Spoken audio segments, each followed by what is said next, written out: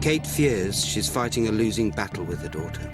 Recently, Hannah tried to commit suicide again by injecting air into her veins. She wrote a letter to me last week saying how much she hated her life, how she just wanted to die. She couldn't bear being still on the heroin. Mm. And how does that leave you feeling?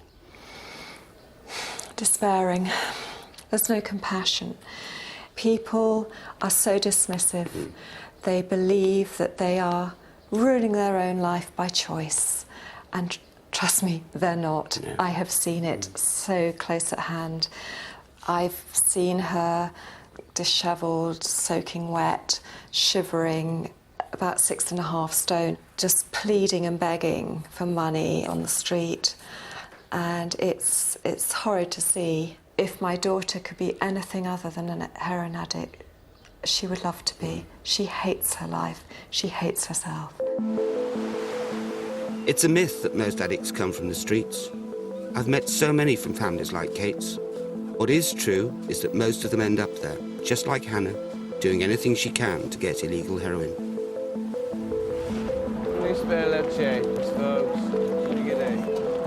Prescribing addicts heroin won't cure their addiction, but it would allow them to live a more normal life away from crime. Kevin has been an addict for 7 years. I don't like being on heroin at all, but I've got to this stage now where it's not doing it for a buzz. I actually physically need it. If I don't have any heroin, well, I'm physically ill. Folks. Because you are an addict, everyone just treats you like scum of the earth. Like, you know, they don't actually realise you're still human. You know, you still got feelings, you know, and you just get treated like shit, basically. I think denying addicts like Kevin their heroin is like refusing a diabetic their insulin. We are punishing the most vulnerable members of society, treating them as depraved, when actually they're deprived. The awful truth is, 1 in 3 addicts will die of their addiction. drug addiction costs us billions through crime, policing and prisons. So by giving addicts heroin, all our lives would be transformed. Then I wouldn't have to do the crimes, I wouldn't have to do the time, and I could get my life together and come off it all. Wow. That'd be a miracle. Britain's current drug policies are failing society and failing the addicts. Even in picturesque villages like this, drugs are easily bought and cheaper than ever before. Because of their forbidden status, drugs represent rebellion, and it's our teenagers who are most likely to get hooked. I was introduced to heroin at 14. I was addicted by 15. Yeah. Why did you take it in the first place? I was hanging around with older people. It was sort of like the cool thing to do. But it just gave me an oblivion because at the time I was a teenager, my hormones and everything were all over the place, and it just gave me a... just numb, you know. By the time I thought, I've had enough of this, I was physically addicted, and it just got worse and worse from there, really. Dan's now on a typical NHS heroin treatment programme. Every morning at his local chemist, he has to drink a synthetic heroin substitute called methadone. But methadone is even more addictive than heroin. This treatment doesn't make addicts drug-free. Indeed, only 4% manage to come off methadone. Dan will probably need to take it for the rest of his life. So what do you feel like when you don't take it? The withdrawal symptoms are absolutely horrendous. I get very sweaty, shakes, and it feels like my veins are infected with worms. I feel like my skin literally feels like it's crawling. It's just horrendous. It's absolutely horrendous. I cannot put it any other way, really.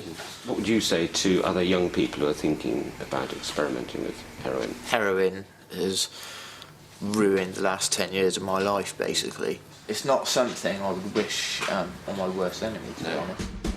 Dan's lucky to feel all right on methadone. Many addicts don't. They suffer lethargy, and others feel their dose isn't enough to control withdrawal symptoms, so they continue to top up with street heroin. But there is a ray of hope. The government allows the NHS to prescribe heroin to a few hundred addicts with special medical needs. I'm going to meet one to see whether heroin prescribing actually works. For 20 years, Erin O'Mara lived the all-too-familiar criminal life of an addict. Then 2 years ago, she was prescribed heroin, and it's turned her life round. She now runs an officially funded health magazine for drug users. What's been interesting about a heroin script is it takes away that anxiety, that desperation, that frustration. All of a sudden you've got some time. You're not chasing heroin every day. You know, you've got a prescription that you pick up at the chemist every day in the mornings and you administer throughout the day when you need it. On methadone, it just seemed I was just bouncing from pillar to post. I was always topping up with heroin because methadone isn't heroin. It's a very different drug. And while it's suitable for some people, undoubtedly, it's not a cure-all for everyone. It's used like a Band-Aid. When that heroin becomes legal, I had options available to me.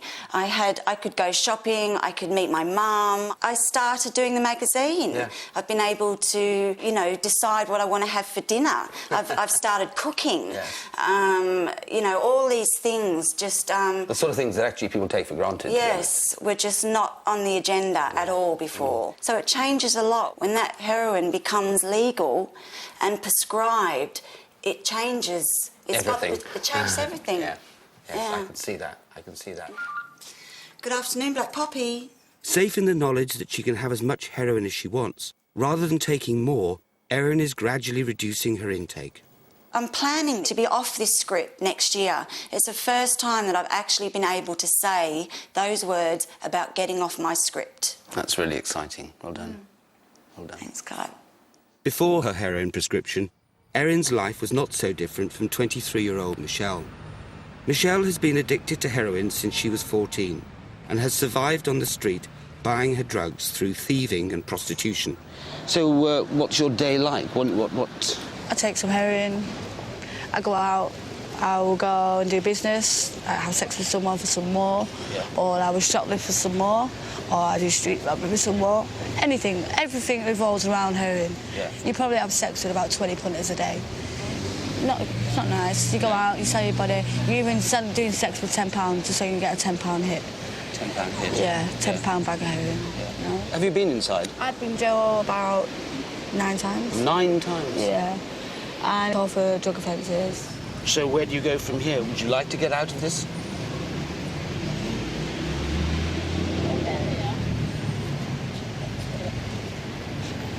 You would? But you can't see any way out? It's been my best friend for years. Yeah. Do you know what I mean? When you fall over as a child and your mum kisses your sore bear and tells you the pain's gone, that's exactly what that heroin does for me, you know? Takes the pain away. Michelle was abused as a child. It's always the same story. Damaged individuals use heroin as a painkiller. Only it doesn't kill the pain or deal with their problem, but it often kills the addict.